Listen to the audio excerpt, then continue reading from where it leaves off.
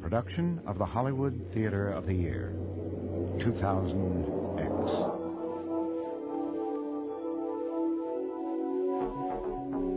A radio series devoted to stories of the next millennia. Now, here is your host, the award-winning writer and critic, Harlan Ellison. Yeah, well, this is Harlan Barada Nikto saying to Gort Klaatu, yo mama, purple-skinned alien. Homo stupidus, that's us. Word up, we're going to be around a while. You have been listening to Sentience Today. It was narrated by Phil Proctor and it was written by Yuri Rasovsky.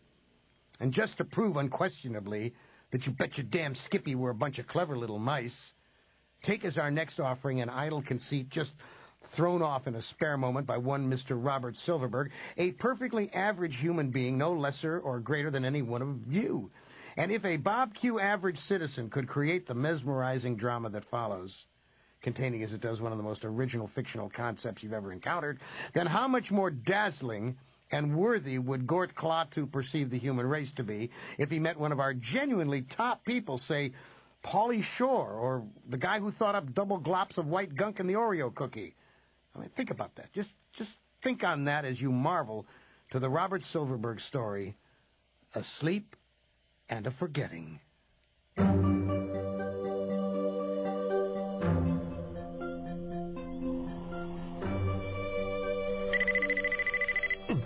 What?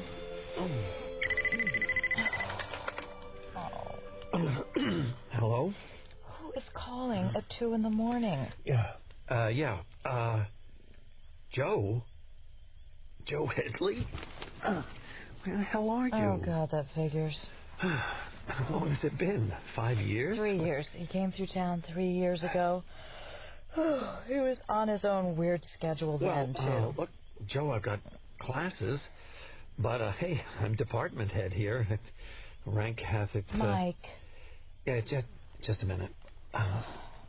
Hey, he wants me to fly down to San Diego this morning to help him with a project, all expenses paid. Well, that's rather sudden. Well, that's Joe. What kind of project? It's a good question. Joe. Hey, Joe, I'm interested, but, what? Oh. Uh-huh. It's classified. Then how can he use you? You're a college professor, Mike, not a spook. Yeah. Look, I see. He says he's taking a bit of a risk, but trusts me because we're old friends. Good for Joe. Tell him that friends don't call old friends in the middle of the night and demand that they fly off. I know. Joe, look, I need something to go on. I mean, I'm a sinologist. I know dead, dull Asian languages. I don't get hauled off in the middle of the night for some classified high-tech... What? What'd you say? Well, what did he say? Oh, I see. Oh, that's intriguing. Yeah. Wait a minute, let me get this. All right. It's U.S. Air Terminal, SeaTac. Okay, man. I'll be there. Yeah. Okay. Yeah.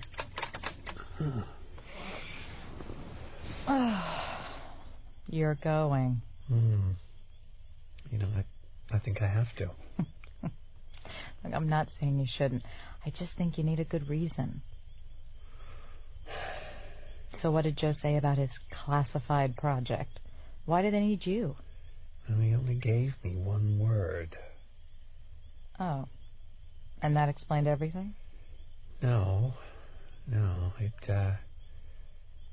intrigued me. Well, darling, let me be intrigued, too. What was the word? Channeling.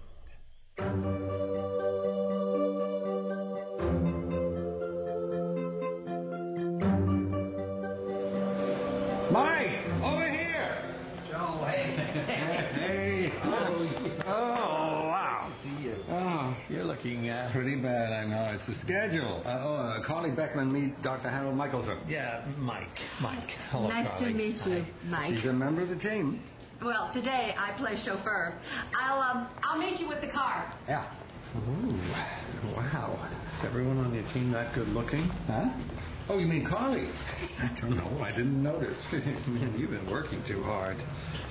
Still, no personal life, eh? No time, Mike. I'm consumed by the 24-hour information world. No, that's too bad. Human beings weren't meant to operate on a schedule like that. We need sleep, among other things. Yeah. You might need that Carly. I do need Carly for the project. Yeah. Your secret channeling deal, huh? Please, discretion. We're in a public place.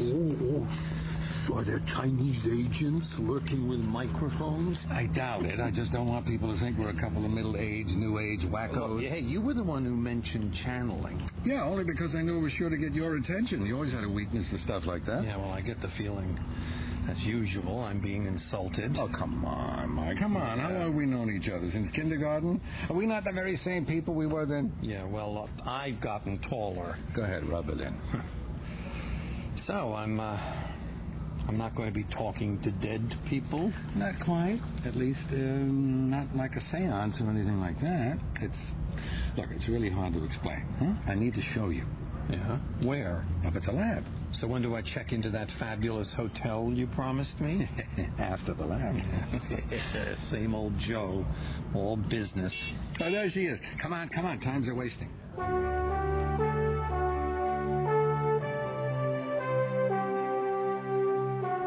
I'll get the door.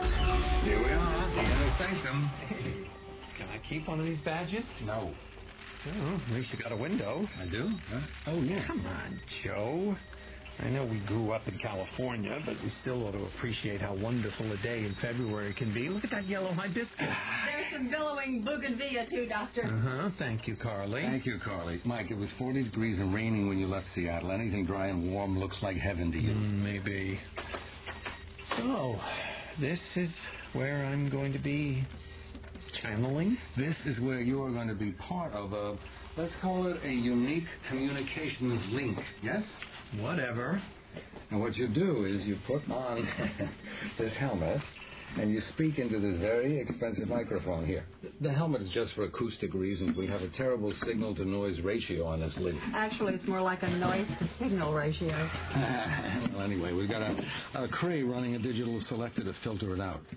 Well, I'm going to assume that's important, yet somehow reassuring. Oh, that's right. You never were much of a guy for electronics. I am proud to say my VCR will be flashing 12 beyond the year 4000. Don't worry. Carly and I will be able to monitor the link, too, but you're the one doing the talking. Fine. But to whom? Well, that's what we were hoping you would tell us. Just for my information, how much microwave radiation is going to be shooting through my brain? Oh, come on. Now you're being paranoid. Would I ever ask you to do anything that could harm you? You mean other than light that Estes rocket for you now, or drink that soda you cooked up? All right, okay. That was then. This is now. All right. So, how do I put this on? Ear to ear over the top of your head. I'll adjust the electrodes for you. And you won't tell me what I'm supposed to expect. I want an uncontaminated response. That's science talk, Mike. I really am a scientist. You know that, don't you? So, that's what you were doing all these years. I was wondering. How does it fit? Like a glove. You always wear gloves on your head? You must be pretty nervous if you think that's funny. Yes, I am. And you must be nervous, too, if you take a line like that seriously. I promise you won't get hurt. All right, that's good enough for me. Yeah. And we need to check the impedances, and then we can get going. I wish I understood the least bit about... Please? All right, Carly, he's hooked up. How do you feel, Mike? Like I'm in the dentist chair, waiting for the scraping and poking to begin. All right, we're ready to go. Good luck, Mike. Joe, what is this? That's the voice. Do you recognize anything? It sounds as though he said the word for today Khalkha. Ancient Mongolian. That's what we were hoping. Anything else? On the water. Uh-huh. Today on the water. Joe, I can't be sure. Maybe my ears and brain just, rearranged the sounds into a pattern I would recognize. Keep listening and talk back if you can. All right. Father sent me. Go on. Your father sent you where? Kana. Tell me where? On the water. Yes. To his elder brother. Yes. Yes. I can hear you and understand you. But there's a lot of there's a lot of noise. Say everything 3 times, and I will try to follow. Mike, what happened? It's gone dead. You sure? Joe, I don't hear anything more. The relay satellite must have passed around the far side of the sun. We won't get anything more for hours if it has. Relay satellite? Joe, where the hell was that broadcast coming from? Now listen, first tell me, were you actually able to understand what he was saying? Yes. What little there was. I knew you would. And he was speaking Mongolian? Yes, Mongolian, the main Mongolian dialect. I knew it. I knew you would understand him. I got somebody from the comp linguistics department here, Dave Malmstrom. Dave, yeah, I know him. Yeah. Oh, yeah, he's good. But the best he could do was tell me it was some Altaic language, maybe Turkic, maybe Mongolian, and that's what made me think of you. All right, I'm flattered, and I'm still confused. And this Khalkha is the language they speak in Mongolia to this day? Not the way this guy was using it. He sounded stiff, archaic. Archaic? Well, it had that feel, something formal and old-fashioned, like an English speaker using thee and thou. And Joe, are you all right? You look pale. No, I'm fine. It's well, you have no idea. Yeah, well, that's the problem. Oh. What is this all about? Mike, this is going to take some explaining. Yeah. Let's go get some dinner. Well,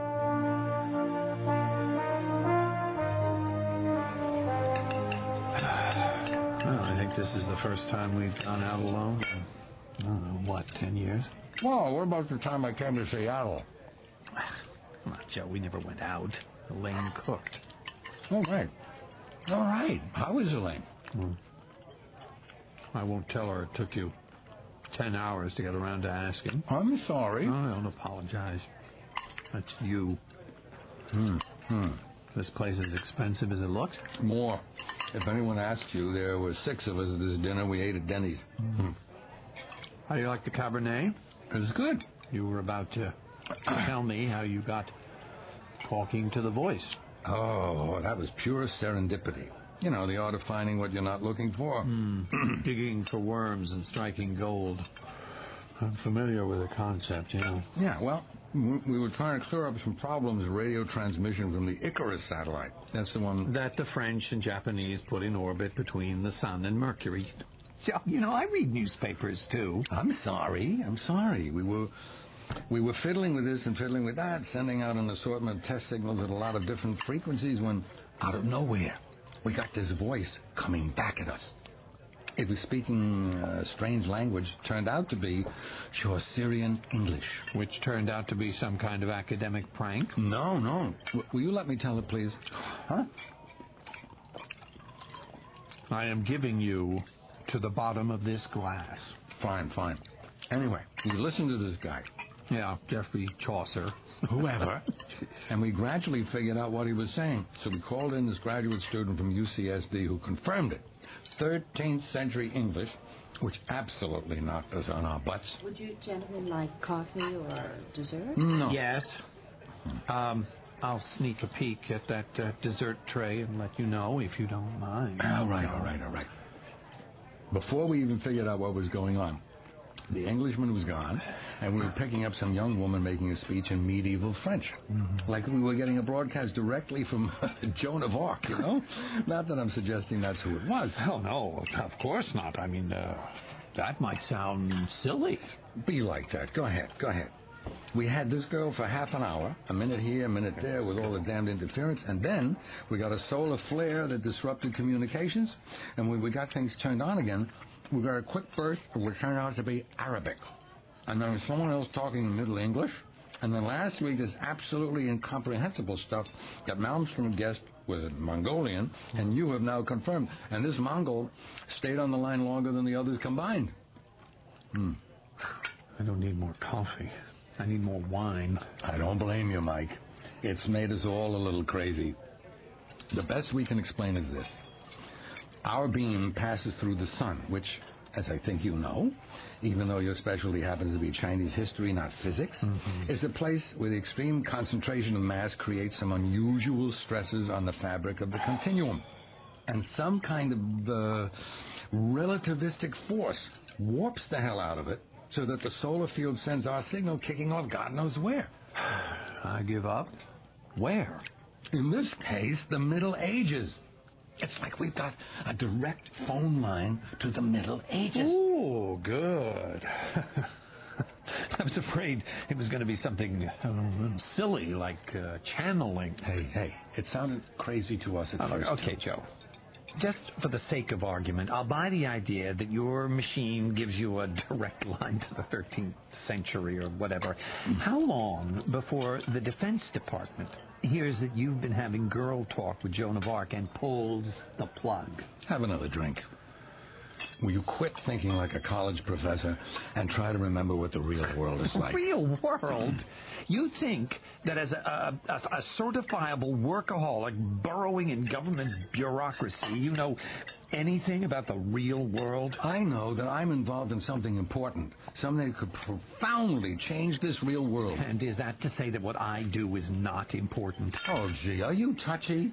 Why are you so goddamn touchy? Because everything you say, the way you say everything seems to elevate you and denigrate me. Mike!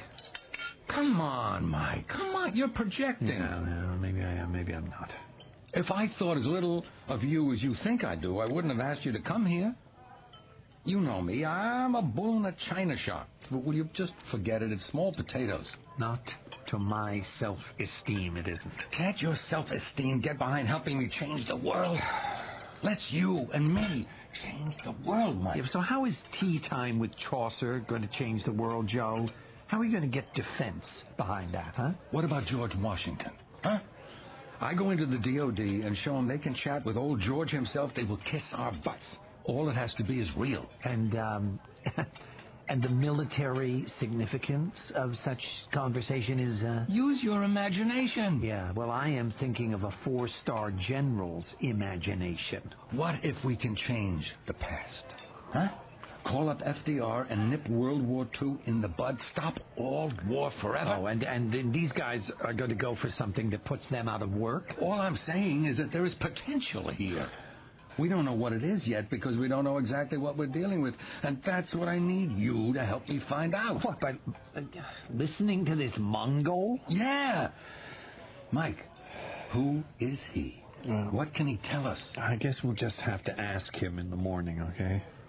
In my view, there's no time like the present. Oh, Joe, come on, it's 10:30. It's a 24-hour information world. I know. Hey, I'll make a tech guy out of you, yeah.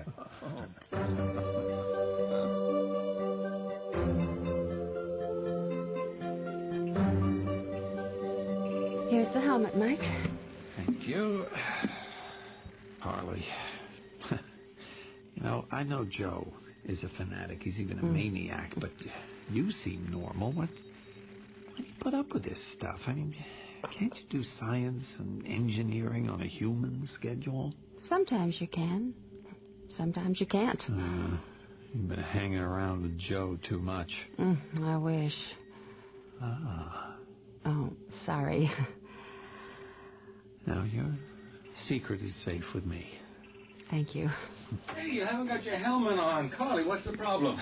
Just a momentary delay, Doctor. She's doing fine, Joe. All of them are doing fine. It's a good thing they don't have a union. We're not here because we want to be, Mike. It's orbital geometry. We'll have uplink to the Icarus signal in 43 minutes. Then what was the rush? I think I left half a glass at the restaurant. Well, now that you know what we're doing, I thought you might like to hear some of the tapes. Do I have any choice? I guess not.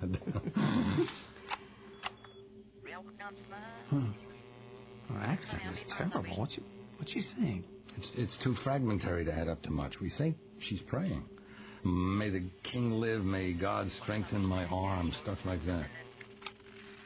We haven't gotten more than a few minutes total coherent verbal output from any of them, usually a lot less, except for the Mongol, who goes on and on like a salesman you can't get off the phone. Well, I mean, does it work like a phone? Can they hear there what I say here? We don't know. By the time we get them deciphered, we've lost contact. But it's got to be a two-way signal. They must be getting something from us because we get their attention and they do talk back. But I mean, they don't have helmets on their end. The helmet is just for your benefit, Mike. The actual Icarus signal comes to us digitally. The helmet is the interface between our computer and your ears. Joe, medieval people don't have computers either. Obviously not. Maybe it comes to them like a voice from the sky or an echo inside their skulls, but they hear us. I still don't understand how. Well, when you come right down to it, neither do we. But remember this, you asked the Mongol a question, and he answered. Am I right? Yes. And what did you ask him? He said his father sent him somewhere. I asked him where, and he said on the water to visit his elder brother. He answered you right away? Yes. You see, that's another thing we don't understand. The Icarus satellite is 93 million miles away. The signal takes 8 minutes to reach us. You follow? So if you ask the Mongol something, it should take 8 minutes for the signal to reach him and 8 more for the answer to reach you. Yeah. And does that include travel time to the 13th century? I will ignore that. Except as an added bit of evidence that we're dealing with a kind of physics we don't fully understand. A real-time conversation should be impossible, but you had one. And you want to have another one. Well, it's tempting. Oh, I also want some sleep. Oh, Lord, it's 1 a.m. I haven't been up this late in 10 years. And you say my life is pathetic. At least I'm doing something new, not living off the past. Sorry, I am sorry. It sounds kind of mean when you put it like that. Yeah, mean, but true. We have acquisition of signal. Mike, it's your call. Go to bed or make history. Well, if little Icarus can swim through all that inconceivable heat and radiation and beam these improbable things at my head, I guess I can stay up past my bedtime and listen. I'll be with the damn helmet, yeah.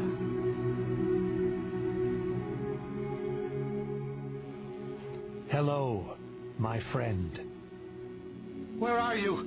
You voice. You...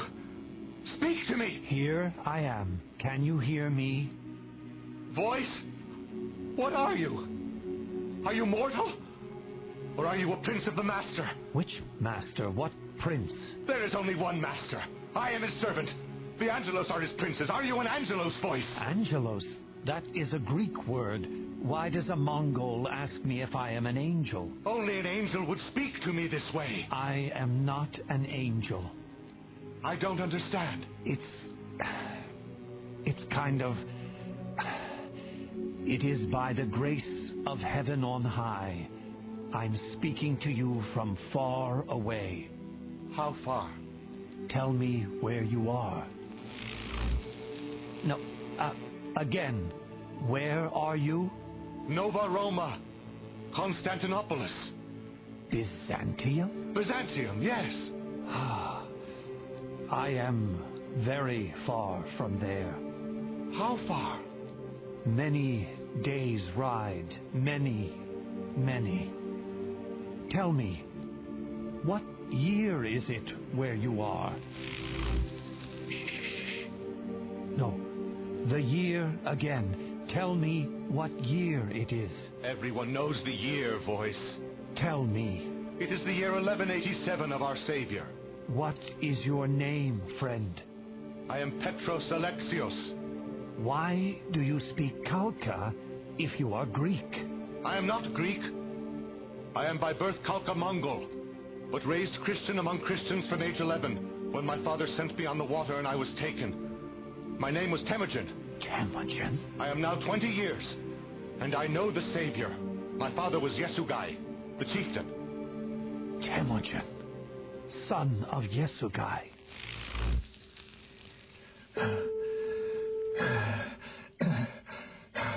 Mike, are you okay?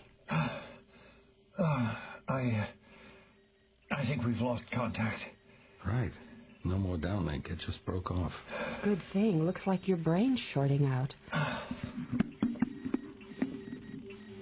You know, maybe that young French girl really was Joan of Arc.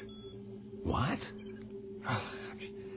She was praying for the king and herself, wasn't she?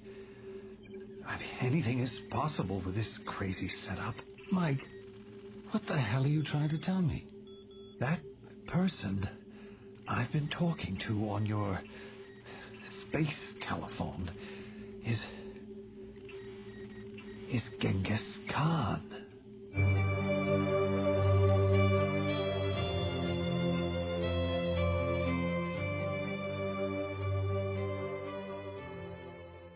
In a moment, Act 2 of A Sleep and a Forgetting. This is NPR, National Public Radio. Local underwriting is provided by European Sleepworks, the Berkeley store that offers individually adjusting mattresses in the European style and bedroom furniture in a variety of styles and hardwoods. More details on the web at sleepworks.com. Over the years, many people came to Arizona to seek their fortunes, to find their freedom, or in the case of Randy Johnson, to pick up $52 million. In the case of Wait, Don't Tell Me, we came because, well, have you ever been to Chicago in late November? I'm Peter Sagal. Join us this week as we come to you from in front of a live audience in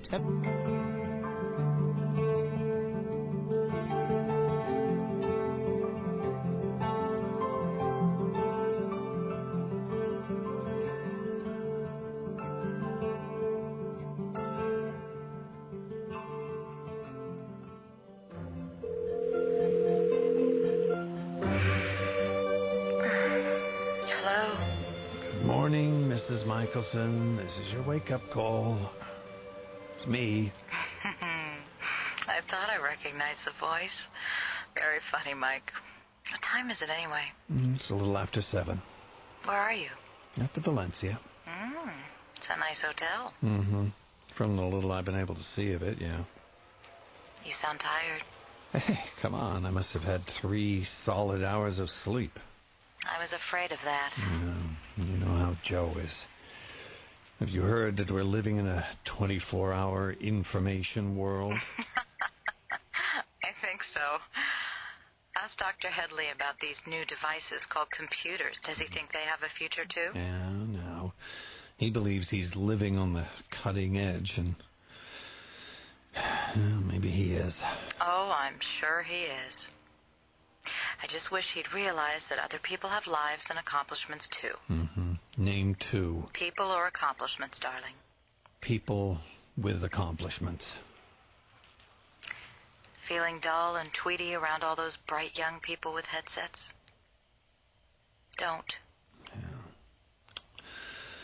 Yeah. I'm trying. Well, try harder. Remember, your old friend and his team of wireheads don't know what you know. That's why they're putting you up in a plush hotel with SpectraVision. Oh, yeah, I'm not even sure where the television is, honey. Take time to find it. Be who you are. Oh, you don't need to be jealous of Joe Headley, Mike. Besides, you have me. And I want you back here in one piece. Well, I'll try. I love you. Love you too. Bye, darling.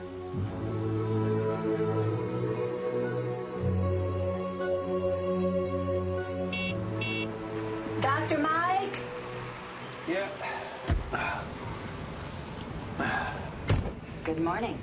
Hey, Mike. I don't take this personally, but you both look awful. I thought I was the one with the short night. We pulled up the transcript of last night's session. It looks cockeyed because our computer isn't programmed from Mongol. Or Kalka, as they like to call it. Whatever. Just tell me if that's what you remember saying. Oh, this looks like Jabberwocky. It's phonetic. Oh. Yeah, well, Mike, you don't look any better than we feel. I'm fine. I was just hoping I dreamed all this. I guess I didn't. No. Now, can you explain it to me? No, I can't. Listen, I'm not asking any fundamental existential analysis, just, I don't know, a theory maybe? What makes you think that you were talking to Genghis Khan? All right. Well, Temujin was Genghis Khan's real name.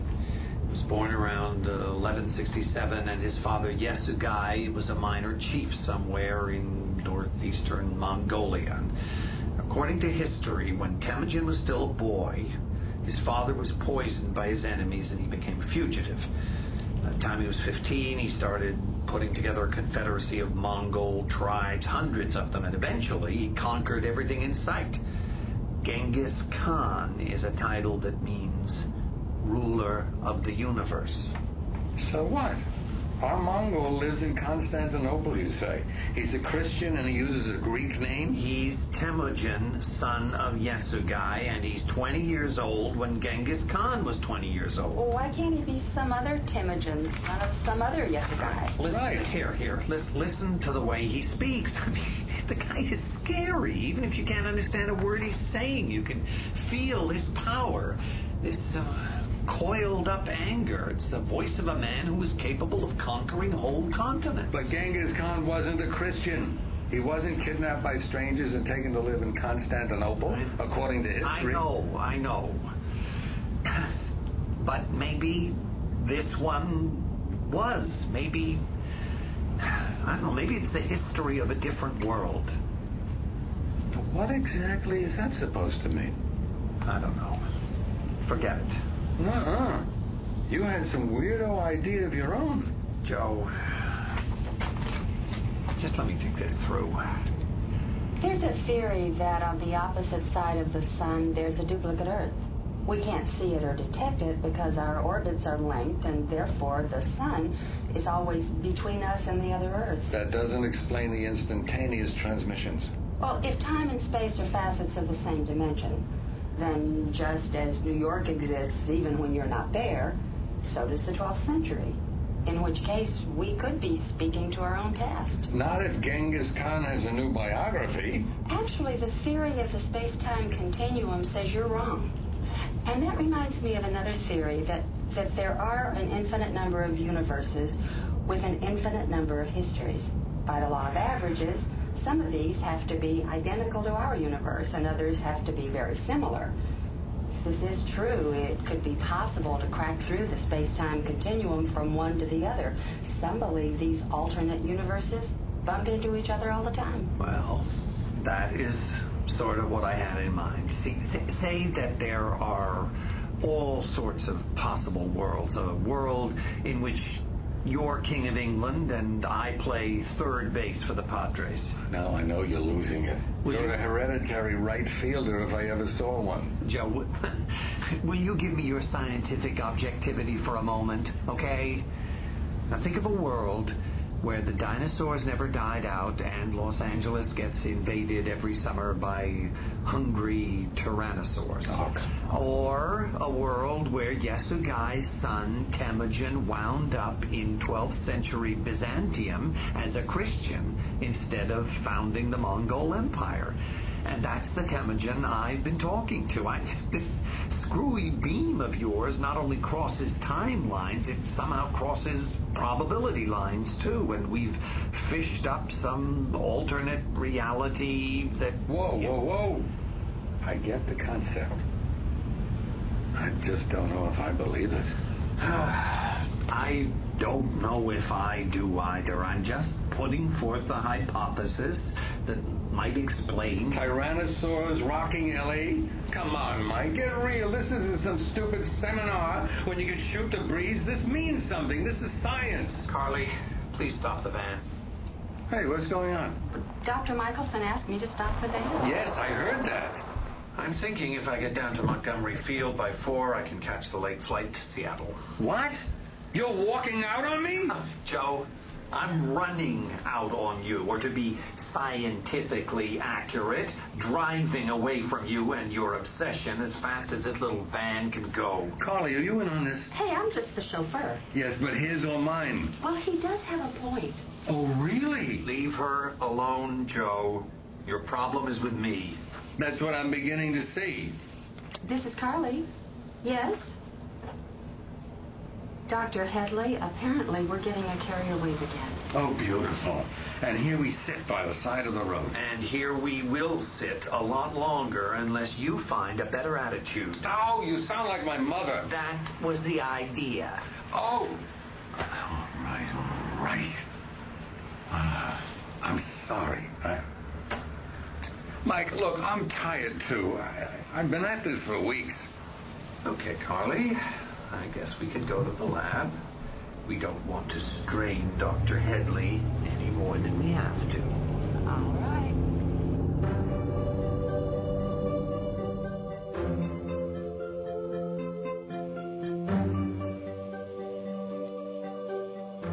Temujin, can you hear me? I hear you, voice. Excellent. Temujin, tell me of your world. What do you mean? The times. Are they good or bad? Times are very bad, voice. Saladin's infidels have smashed our crusaders in the Holy Land. Jerusalem itself is in the hands of Muslims, and Christians everywhere mourn. But what of Byzantium itself? Whom do you serve?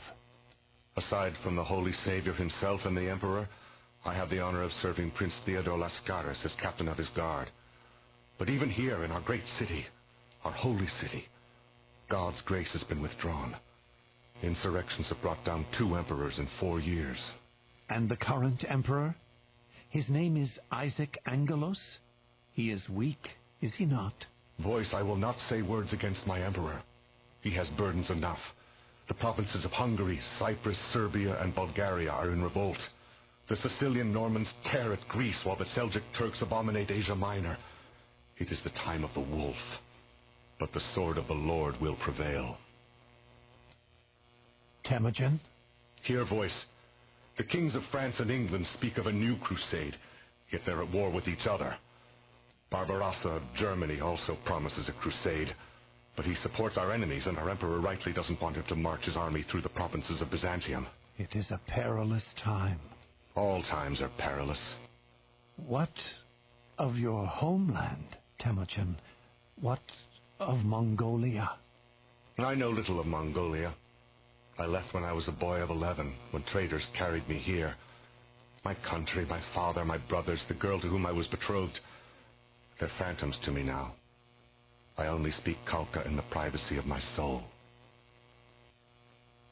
Voice? Mike, what's wrong? I'm fine. The signal?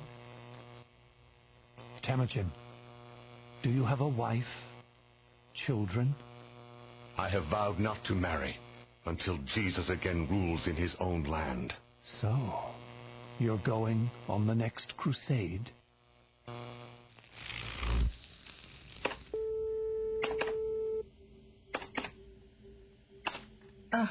Lots of signal.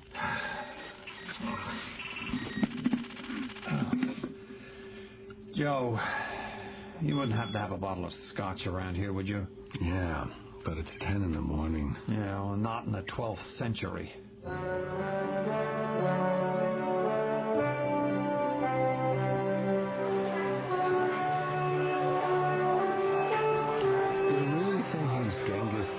Yeah, I really think he could have been. Yeah. And some other probability. Hey, you're not going to flip out on me again, are you? I promise. I mean, why the hell shouldn't I believe that we're tuned into some alternate world? It's no more goofy than the rest of this.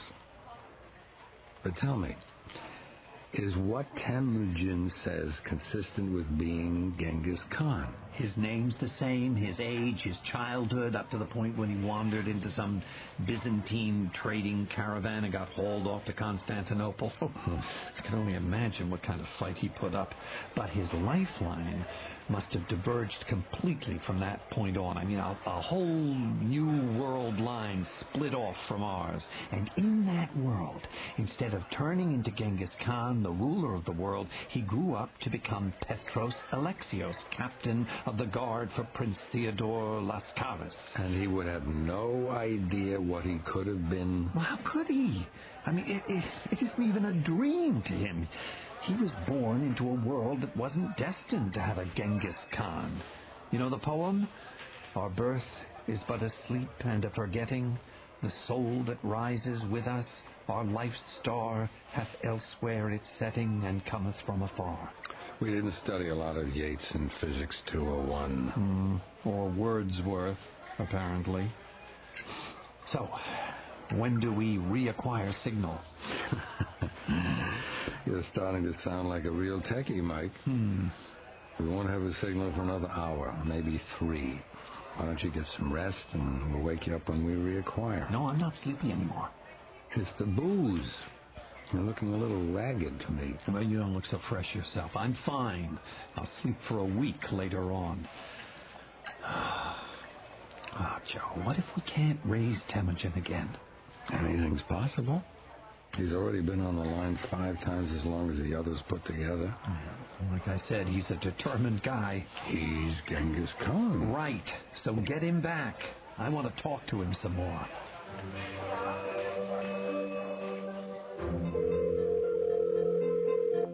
Hello? Trick or treat. All right, treat. You're coming home this evening. You're on your way to the airport, am I right? No, alas, not. Then this is some cruel trick, and you must not be my husband. Oh, baby, I wish I could. Be my husband or come home tonight? Oh, both. I guess one is dependent on the other. It's not quite that bad. But another day or two, and I might start auditioning replacement husbands. Oh, no, don't do that. All right, not yet. Look, this, it shouldn't take too much longer. How do we know this? Yeah, because we're all going to collapse from exhaustion. You sound tired. Manic, too. It must be very important, Joe's work, which you've cleverly managed to avoid describing to me. Someday, soon, I'm sure we can discuss it. I'll hold you to that. Love me? Love you. And I'll give you a little more time to come crawling home. Oh, thank you. Just remember, if you're not changing the world, it can't be that important.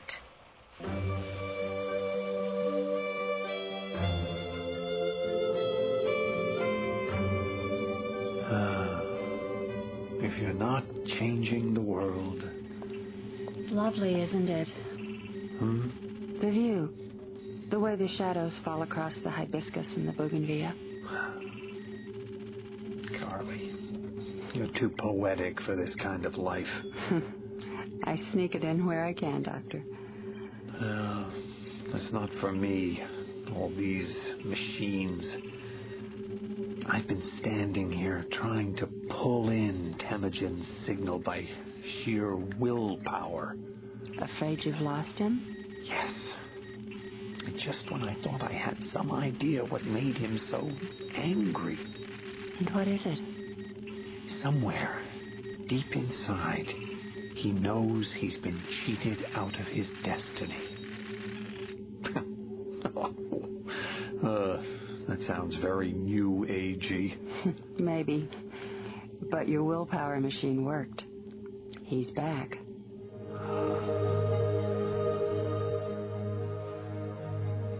Temujin, what would you do if I made you a prince of Byzantium? Is this not blasphemy, voice? No. Think of it as a game, Temujin. Then I would fight to redeem the Holy Land. I cannot sleep as long as the infidels possess it. Then you must redeem it yourself. Listen to me, Temujin. Think of another world far from yours. There is a Temujin in that world, too, son of Yesugai, husband to Bortai, who is daughter of Bai the Wise. Another world? Voice, what are you saying? Listen to me. He is a great warrior, this other Temujin. His own brothers bow before him. All Mongols everywhere bow before him. His sons are like wolves, and they ride into every land, and no one can withstand them. This Temujin is master of all Mongolia. He is the great Khan, the Genghis Khan, the ruler of the universe. What is this to me? He is you, Temujin. You are the Genghis Khan. I have no sons. I have not seen Mongolia in years or even thought of it. What are you saying? That you can be as great in your world as this other Temujin is in his. I am Byzantine. I am Christian. Mongolia is nothing to me. Why would I want to be master of such a savage place? You wouldn't. But the other Temujin would, for he is as savage as the place. But you are a Christian, and you have the power and commitment to put his ferocity, drive, military genius, leadership, and courage to better use. My commitment is to serve my Lord Jesus Christ. That is true. But this power you speak of, I know not of. Surely you have felt it within yourself. I have felt within me a storm raging so fiercely that my body can barely contain it. That is the power, and it will ravish, if not your body, then certainly your soul, if you do not harness it to your ambition and take firm hold of the reins. I do not understand this word ambition, Voice. Look, are you content with your lot? It is with this world I am not content. Well, let's start there. Why? What is wrong with your world? It is full of schism and strife. It is led by brutish, evil fools who know not God, though they say they do, and who heap woe upon woe for mankind. They are not fit to carry the cross into the holy city, even if they could defeat the Muslim, which they cannot. Why not? The Muslim is smarter than they, and united in defense of the Holy Land. And they're too busy pillaging and robbing one another and scheming for wealth and advantage to concert upon a plan of conquest. This is great. The signal's still holding. Will you send soldiers to fight at my side? That I cannot do. You have the power to send them, I know. You speak to me out of the air. I know you're an angel or a demon, but if you are an angel, you can send me help. Send it, then. And I will lead your troops to victory. I will take the Holy Land from the infidel. I will create the empire of Jesus in the world and bring all things to fulfillment. Help me! Help me! No, Temujin. I have done all that I can. Everything you need now is within you. You will draw soldiers to you. Your glory is yours to achieve. Not my glory. The glory of God in the highest. He has summoned me, and I must do his work.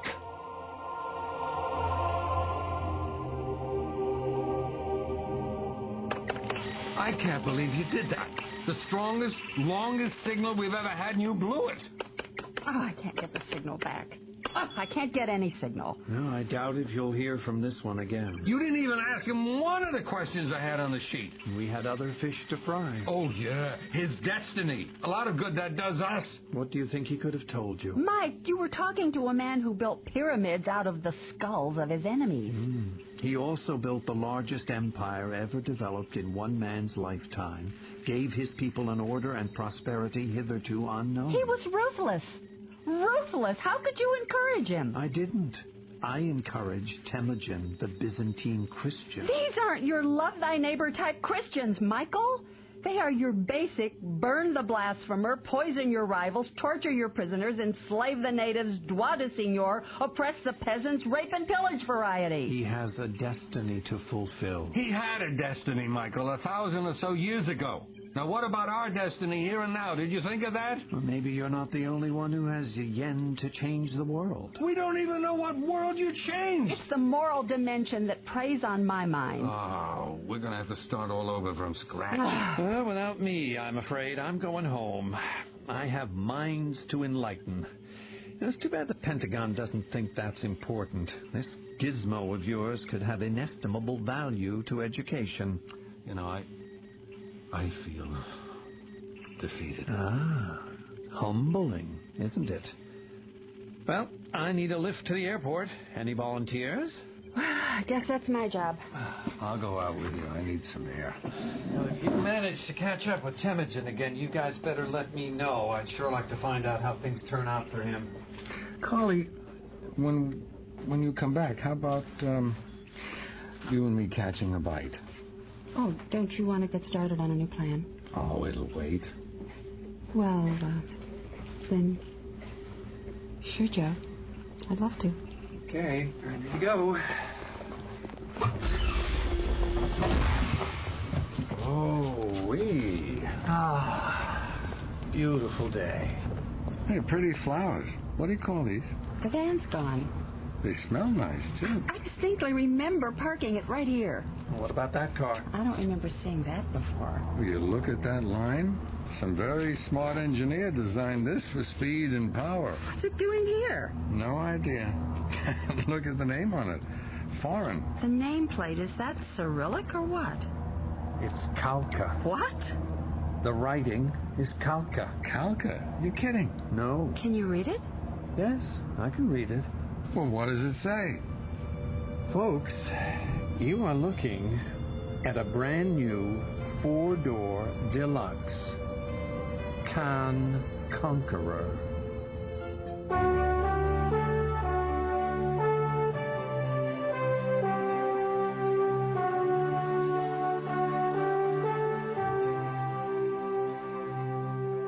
Wasn't that a wonderful story? I'm nuts about that story. And you've been listening to that story, Asleep and a Forgetting, by Robert Silverberg, dramatized by Michael Cassett and Yuri Rosovsky. And in the cast, you heard Rene Auberjonois as Mike, Caitlin Hopkins as Elaine, Alan Miller as Joe, Rosemary Alexander as Carly, and as Temujin Robertson Dean.